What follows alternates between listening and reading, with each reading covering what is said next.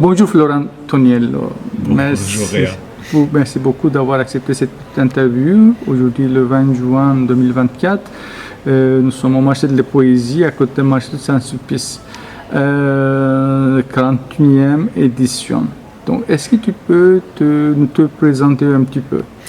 Ça c'est une question très large, mais je vais essayer. Je m'appelle Florent Toniello, je suis né à Lyon, en France, en 1972, et puis j'ai habité dans un certain nombre de pays, dont l'Australie, et puis la Belgique aussi pour ma première expérience professionnelle. Ça, c'était ma première vie. J'ai été directeur informatique dans une grande entreprise transnationale. Et puis j'ai arrêté depuis un petit peu plus de 10 ans quand je suis arrivé au Luxembourg, puisque maintenant je suis au Luxembourg et je suis aussi luxembourgeois. Et j'ai commencé à écrire de la poésie à ce moment-là. Donc j'ai commencé en 2015 à écrire de la poésie et puis depuis j'ai jamais arrêté. Je fais une poésie qui est plutôt narrative, qui est très influencée par la musique parce que j'ai été musicien dans la vie précédente aussi. Et voilà. Et sinon comme métier pour gagner un petit peu de sous, parce qu'avec la poésie on n'en gagne pas forcément beaucoup, je suis maintenant plus directeur informatique, ça c'était l'autre vie, mais je suis correcteur et traducteur. Donc je corrige des romans et un petit peu de la poésie en français, et puis je traduis du luxembourgeois, donc au Luxembourg, de l'allemand, voire de l'anglais, quelquefois même de l'islandais. En général ce sont des textes en prose, des romans, ou alors de la poésie. Ça j'adore le faire, mais ça prend un petit peu plus de temps. Et comment tu écris, composes, crées ta poésie? Est-ce que tu as une approche poétique?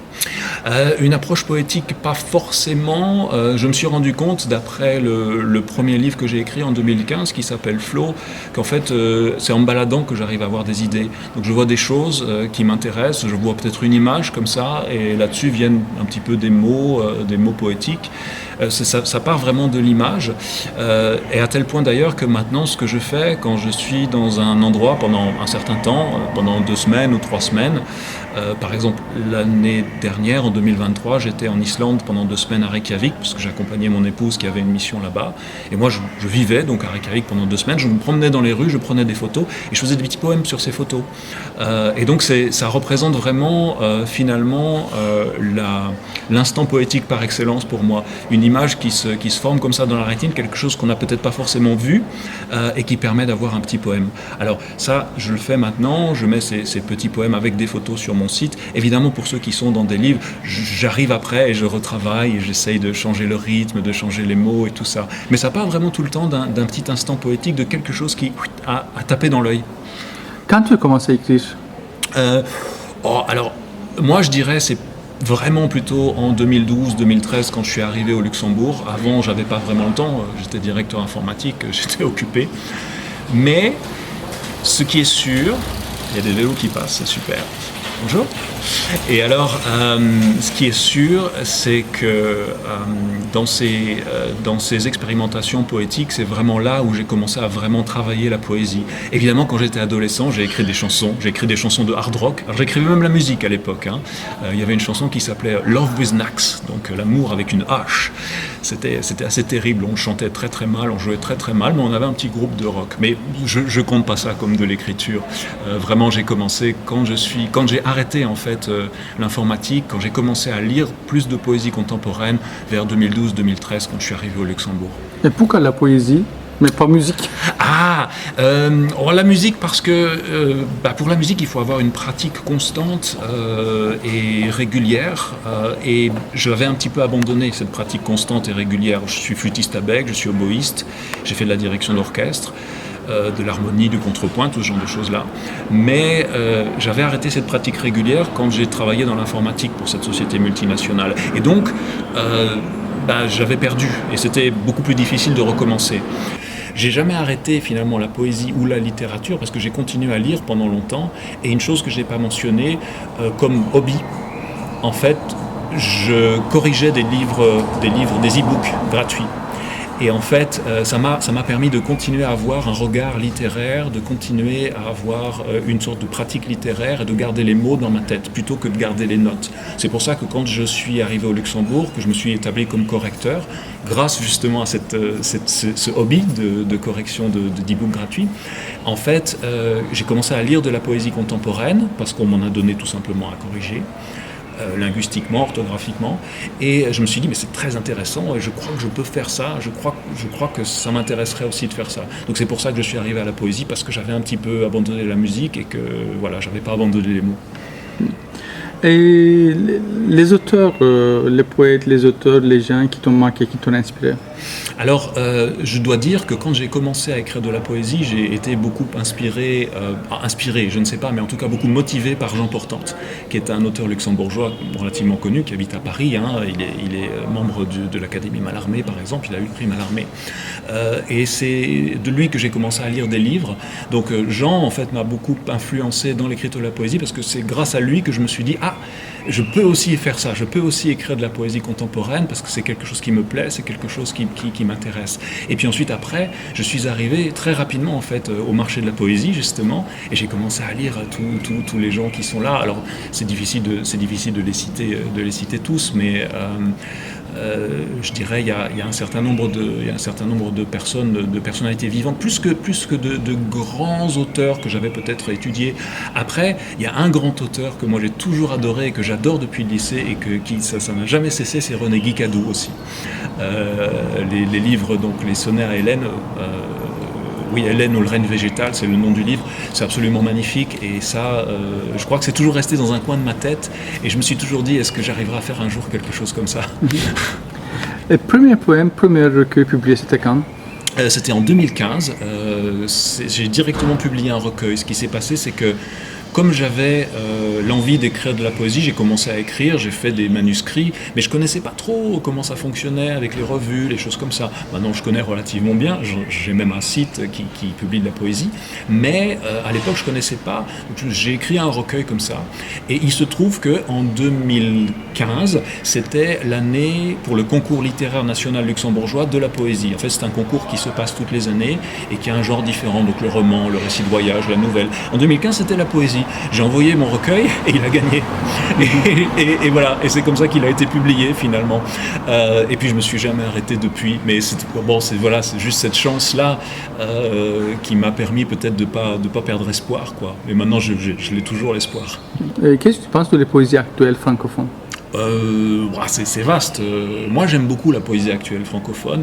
Alors, j'ai des préférences. Moi, je préfère une poésie relativement narrative, qui joue sur le rythme, qui essaye de malaxer un petit peu la langue, plutôt qu'une poésie un peu éthérée, avec les petites fleurs, les petits oiseaux, la béatitude, le soleil, la beauté comme ça. Je conçois qu'on puisse l'aimer, c'est pas trop mon truc. Moi, j'aime les choses qui pulsent un peu et qui sont relativement narratives. Et il y en a plein de la poésie comme ça. Quand on regarde des revues de poésie, par exemple un ami qui est à Metz qui s'appelle Patrice Maltaren qui a le Poésie une Traction Brabant, il y a toute cette poésie-là, elle est représentée dedans. Donc je trouve qu'il y a vraiment une vitalité qui est vraiment très très chouette, et il y en a pour tous les goûts, et c'est ça que j'aime bien. Il y a peut-être une moitié de la poésie qui ne me plaît pas forcément, mais je sais qu'elle peut plaire à quelqu'un d'autre, et toute l'autre moitié me plaît. Voilà. La traduction, surtout la traduction poétique, qu'est-ce que tu en penses? Alors moi j'adore traduire des poèmes, c'est beaucoup de travail en fait, et puis on se trompe souvent, quelquefois, même quand c'est imprimé, on se dit oh, zut, j'aurais dû changer. J'ai fait quelques dossiers sur la poésie contemporaine luxembourgeoise en traduisant des auteurs, puisqu'au Luxembourg les gens peuvent écrire en français, en allemand, en luxembourgeois, en anglais, et puis d'autres langues éventuellement qui peuvent venir de l'immigration. Peut-être le portugais, l'italien, enfin tout ça. Donc moi j'ai fait des dossiers notamment pour le Journal des Poètes en Belgique sur la poésie contemporaine luxembourgeoise, et donc j'ai fait beaucoup de traductions pour ça. Et c'est comme ça que j'y ai pris goût, et que maintenant je traduis d'autres choses. J'ai traduit quelques poèmes de l'islandais aussi, que j'ai commencé un petit peu à apprendre pour la revue Catastrophe, une revue en ligne. Et puis chaque fois que je le peux, j'essaye de traduire des choses, parce que je trouve que traduire un poème, c'est également écrire un poème. Et quelquefois, j'ai pas d'inspiration. Les petites choses tu sais, les petites choses que je vois normalement, que je prends en photo, elles sont pas là ou j'en ai pas vu. Et donc, si j'ai envie de travailler un peu la poésie, parce que c'est un muscle, ça se travaille, alors je me dis, je peux faire une traduction. Donc vraiment, oui, c'est quelque chose que j'aime beaucoup. Je la pratique moi-même. J'ai eu quelques traductions qui ont été faites aussi de mes poèmes, en espagnol notamment. Et oui, je trouve que c'est une discipline qui est tout à fait complémentaire de l'écriture de la poésie. Est-ce que tu peux parler un petit peu des revues en ligne? Bien sûr. Alors cette revue en ligne, elle s'appelle D'ailleurs Poésie. En fait, c'est pas moi qui l'ai créée, c'est quelqu'un qui s'appelle Valérie Harkness, qui était à l'époque à l'Alliance française à Leeds. Alors Valérie ne travaille plus pour l'Alliance française à Leeds, mais elle est toujours membre du comité de D'ailleurs Poésie, donc D'ailleurs Poésie en un seul mot.com. C'est en fait un site qui est dédié à la poésie francophone écrite hors de France, ou alors aux gens qui habitent en France, mais qui y sont venus sans être francophones et qui le sont devenus, qui écrivent en français. Donc on accueille tous ces poètes-là, poètes et poétesses, et on publie non seulement donc sur le site D'ailleurs Poésie des poèmes, mais on publie aussi des critiques de livres qui correspondent donc à des auteurs, peut-être des auteurs belges, des auteurs luxembourgeois, des auteurs québécois, des auteurs africains, qui écrivent en français. Et puis on a aussi des rubriques, donc on a une rubrique sur la poésie suisse, on a aussi des déambulations poétiques. Le climat est difficile en ce moment en France, avec la politique, donc ma langue a fourché. Des déambulations poétiques, enfin on a beaucoup de choses. Donc on est 4 à gérer ce site, donc Valérie Harkness, moi-même, et puis Christian Garot qui est aux États-Unis, et Anna Jouy qui est en Suisse. Donc on a finalement 4 personnes dans 4 pays différents qui s'occupent de la poésie francophone, et on essaye de faire vivre ça. On a une newsletter, on a, je dirais, 5 ou 6 publications par mois. On n'essaye pas d'en avoir le plus possible, on essaye d'être aussi divers que possible pour la langue française, pratiquée hors de France. Est-ce que la poésie, l'art, est un besoin, une nécessité, une première nécessité pour les gens, pour les autres, quiconque? Pour toi, oui. Pour moi, oui, et je crois que pour eux aussi, mais ils ne le savent pas. C'est-à-dire qu'en fait, très souvent, quand on fait des lectures de poésie, les gens qui connaissent, ils viennent nous voir et on parle et tout, et les gens qui n'ont pas vraiment pratiqué la poésie, à part peut-être à l'école, avoir appris quelque chose, ils viennent et disent « Ah, mais je savais pas que ça pouvait être comme ça ». Et c'est un tel bonheur de voir que les gens se rendent compte finalement qu'ils en ont tout à fait besoin. Parce que finalement, quand on est dans la petite enfance, qu'est-ce qu'on apprend? On apprend des comptines. Comptines, ce sont des poèmes.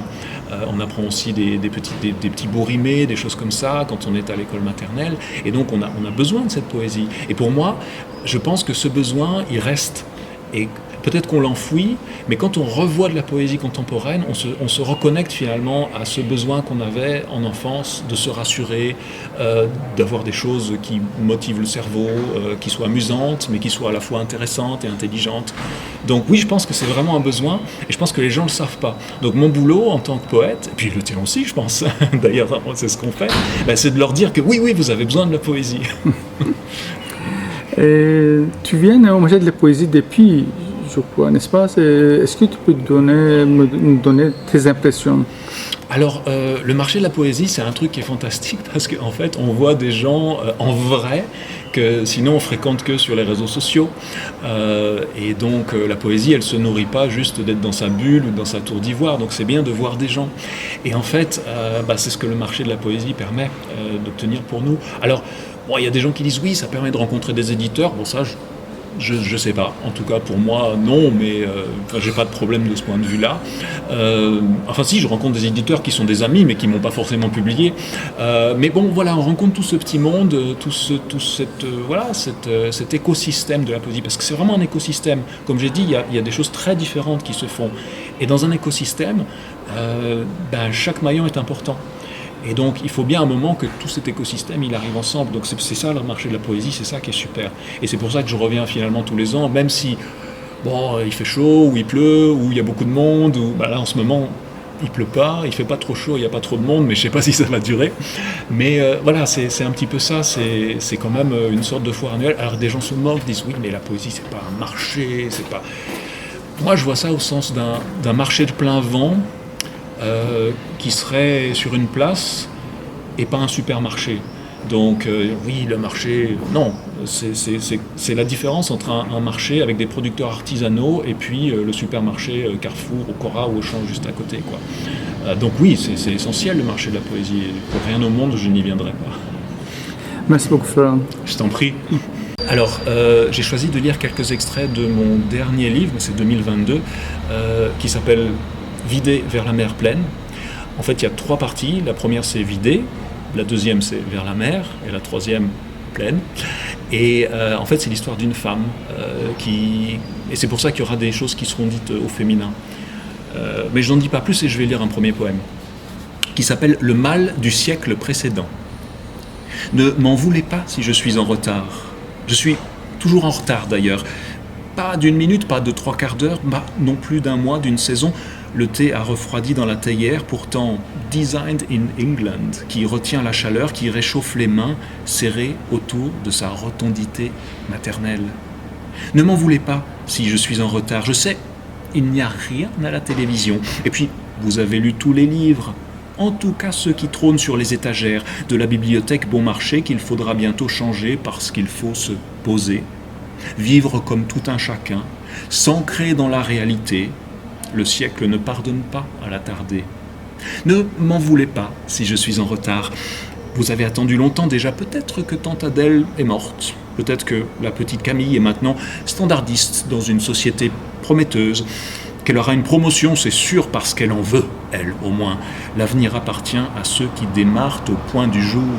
Ne m'en voulez pas si je suis en retard. Ce n'est pas vraiment une panne de réveil. Je suis connecté, comme les autres, ou un peu moins, mais ça ne fait pas de différence, 1 ou 2 ou 3 années. Il faut vivre dangereusement, paraît-il. J'ai humé un peu trop longtemps les fleurs du jardin, j'ai trop caressé les antennes de l'escargot. Ne m'en voulez pas si je suis en retard. Croyez-moi si vous voulez, mais l'escargot n'a pas rentré ses antennes quand je les ai caressées. Les bourgeons ont attendu le printemps avec moi. Je n'ai pas lu tous les livres, je dois encore festoyer avec les rats de bibliothèque, contempler l'absence de paysage depuis ma fenêtre. Tout ça prend du temps, vous savez. Ne m'en voulez pas si je suis en retard. Ça n'a rien de personnel. Ne vous reprochez rien, c'est moi qui ai laissé les paquets retourner à leur expéditeur, qui n'ai pas écouté les messages, pas répondu aux appels, pris le temps de la digestion du boa constrictor sans construire un avenir me prélassant dans le passé. La planète s'est réchauffée sans que j'aie rien vu, pas même les ridules sur mon front ou les palmiers au nord. Ne m'en voulez pas si je suis en retard. Je n'ai ni excuse, ni justification, même boiteuse. Heureusement qu'il n'y avait pas de fuite d'eau, la maison serait complètement inondée, sinon je voguerais dans des pièces moisies à l'aide de pagaies que j'ai confectionnées avec les branches des ifs millénaires que j'ai écouté pousser. Robinson désadapté de la vie d'aujourd'hui, ne m'en voulez pas si je suis en retard. Vous savez bien au fond que ce siècle n'est pas pour moi, ni pour ceux que j'aime. Les données fusent, les identités se vendent, les pas de côté sont des denrées rares et précieuses, comme ce vague à l'âme qu'on éprouve encore, en ouvrant un volume un peu poussiéreux du siècle où je suis né, justement, où j'aime tant m'attarder. Encore un ? Oui. Allez, j'en fais 3. Attention travaux. Et pourquoi passerais-je par la grille du conduit d'aération pour dérober les joyaux de ta couronne arrogante ? Non. J'entrerai en plein jour, par le portail de fer forgé. Je repousserai du plat de la main les gardes que tu enverras. Nul besoin de ceinture noire, ma détermination suffira. Je boirai les cris de douleur, je souillerai debout ces carreaux de marbre authentique. Aucun labyrinthe qui tienne. Toi, Minotaure à la petite semaine, moi, Jane, supérieur en tout à Tarzan, ballot de la jungle. Je connais le craquement des os brisés, l'arrachage rituel. Gare à qui croirait faible, celle qui n'a plus rien, qui vit des expédients de la fortune déchue. Ton piédestal, je le fêlerai. Ton palais sera mon défoulement. Les souterrains demanderont grâce avant d'être envahis par la rivière que je détournerai. Je n'ai pas besoin de trophées. Le spectacle me suffira. Tout est à reconstruire. Je commence par le bulldozer. Portrait de l'attente en péché mignon. Un temps, j'ai été Pénélope, assise, transie au coin du feu pourtant attisée, sous une vieille couverture qui sentait Ulysse. Je laissais tomber de mes mains en m'endormant les volumes reliés pleine peau des récits fades que des courtisans assidus composaient pour mon plaisir.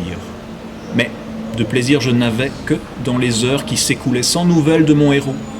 lent déroulement du temps qui me faisait frissonner dans d'autres endroits que mon château usé, sur ma poitrine dont les mamelons étaient durs mais que personne ne caressait plus. Lorsque j'ai reporté mes obligations de souveraine, le sursis a réveillé dans mon corps des sensations pareilles à celles de mes orgasmes d'antan. Retenir les larmes devenait jouissance, procrastiner une piqûre euphorisante devant les bûches suavement léchées par les flammes. Je sais maintenant que je mourrai dans un spasme de plaisir définitif quand enfin j'apprendrai qu'il ne reviendra pas. Encore un? Encore un. Alors tout petit, pour la fin. Voilà, un tout petit poème pour terminer. Difficile recette du détachement. Donner la béquée aux vieilles histoires pour qu'elles reviennent hanter les jeunes, les toutes neuves, les pas encore sevrées de péripéties, de rebondissements.